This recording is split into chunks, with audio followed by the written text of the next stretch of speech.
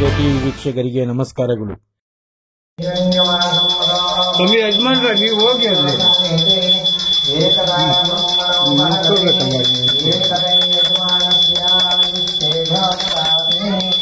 ಶ್ರೀ ಗಂಗಮ್ಮ ದೇವಿಯೇ ನಮಃ. ಉತ್ತರಾನಂದ ನೀರಾಜನಂ ದರ್ಶಯಾಮಿ ರಕ್ಷಾಂ ಧಾರಯಾಮಿ ನಮಸ್ಕರೋಮಿ. ರಕ್ಷಾಂ ಧಾರಯಾಮಿ ನಮಸ್ಕರೋಮಿ. ಶ್ರೀ ಗುರುಭ್ಯೋ ನಮಃ. ಹರಿ ಓಂ. ಗುರುಬ್ರಹ್ಮ ಗುರುವಿಷ್ಣು ಗುರುದೇವೋ ಮಹೇಶ್ವರಃ. ಗುರು ಸಾಕ್ಷಾತ್ ಪರಬ್ರಹ್ಮ ತಸ್ಮೈ ಶ್ರೀ ಗುರುವೇ ನಮಃ. ಓಂ ಗುರುವೇ ಸರ್ವಲೋಕಾನಾಂ ವಿಶಜೀವರೋಗಿಣಾಂ ನಿಧಯೇ ಸರ್ವವಿದ್ಯಾನಾಂ ಶ್ರೀ ದಕ್ಷಿಣಾಮೂರ್ತಯೇ ನಮಃ ಇತಿ ಗುರು ಪ್ರಾರ್ಥನಾಂ ಸಮರ್ಪಯಾಮಿ. ಎಲ್ಲರಿಗೂ ನಮಸ್ಕಾರ. ದೇವಿಯವರ ಬಿಂಬ ಪ್ರತಿಷ್ಠಾಪನೆ ನಡೆಯುತ್ತಿದೆ. ವಿಜೃಂಭಣೆಯಿಂದ ಹಾಗೂ ವೈಢೂರ್ಯದಿಂದ ನಡೆಯುತ್ತಿದೆ. ಸತತ 1.5 ವರ್ಷಗಳಿಂದ ಈ ಗಂಗಮ್ಮ ದೇವಿಯವರನ್ನ ಬಿಂಬ ಪ್ರತಿಷ್ಠಾಪನೆ ಮಾಡಬೇಕೆಂದು ಗ್ರಾಮಸ್ಥರೆಲ್ಲರೂ ಒಂದು ಸಂಕಲ್ಪ ತಗೊಂಡಿದ್ದರು.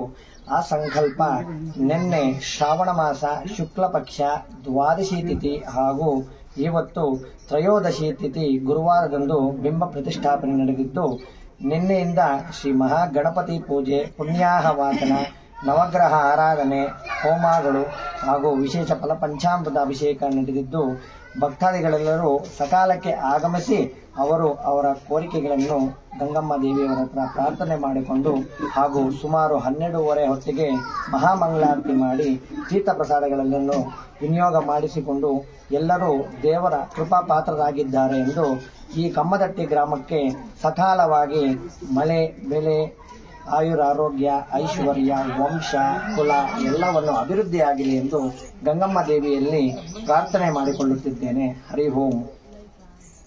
ಎಲ್ರಿಗೂ ನಮಸ್ಕಾರ.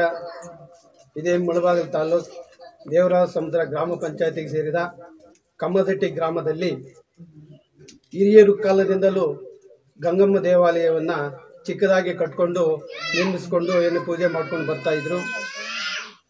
ಅದು ಗುಡಿ ಚಿಕ್ಕದಾಗಿ ಶಿಥಿಲವಾಗಿತ್ತು.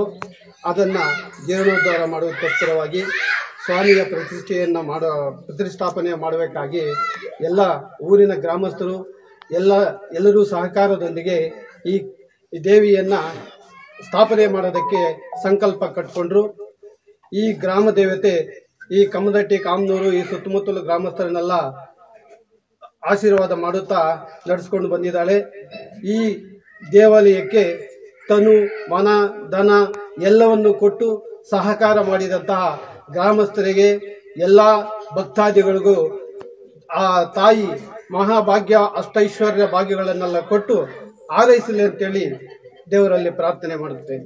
ಗಂಗಮ್ಮ ತಾಯಿಯವರು ಮೊದಲು ಎಷ್ಟು ವರ್ಷದಿಂದ ನೆಲೆಸಿದ್ರು? ಸುಮಾರು ನಮ್ಮ ತಾತಂದ್ರ ಕಾಲದಿಂದಲೂ ಈ ತಾಯಿ ಇಲ್ಲಿ ನೆಲೆಸ್ಕೊಂಡಿದ್ಲು.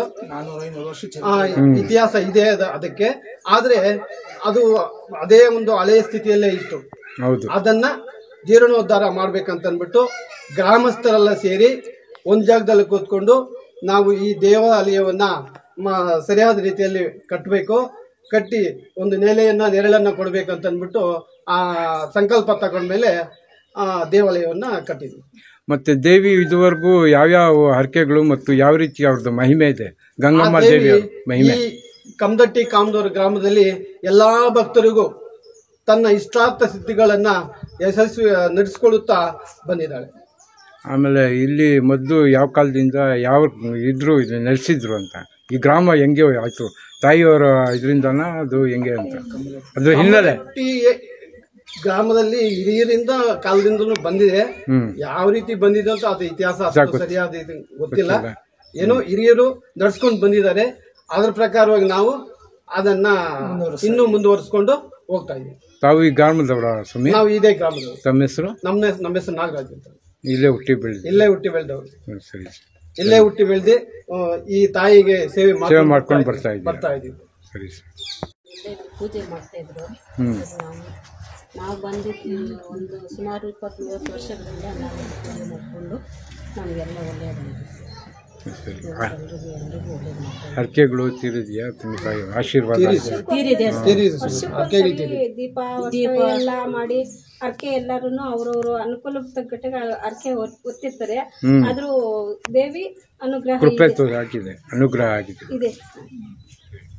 ಇವತ್ತು ಎಷ್ಟು ಜನ ಸೇರಿದ್ರು ಭಕ್ತಾದಿಗಳು? ಅಂದ್ರೆ ಒಂದು 500 ಜನ 500 ಜನ ಸೇರಿ ನಿನ್ನೆಯಿಂದ ಇಲ್ಲ, ಬೆಳಗ್ಗೆ ನಿನ್ನೆ ರಾತ್ರಿ ಸೇರಿದ್ದಾರೆ. ಇವತ್ತು ಬೆಳಗ್ಗೆ ಜಾಸ್ತಿ ಜನ ಬಂದಿದ್ರು ಪ್ರತಿಷ್ಠಾಪನೆ. ಆಯ್ತು. ನಮಸ್ಕಾರ. ಕಮದಟ್ಟಿ ಗಂಗಮ್ಮ ಪ್ರತಿಷ್ಠಾಪನೆ ಚೆನ್ನಾಗಿದೆ, ಖುಷಿಯಾಗಿದೆ. ನಮ್ಮ ಪರವಾಗಿ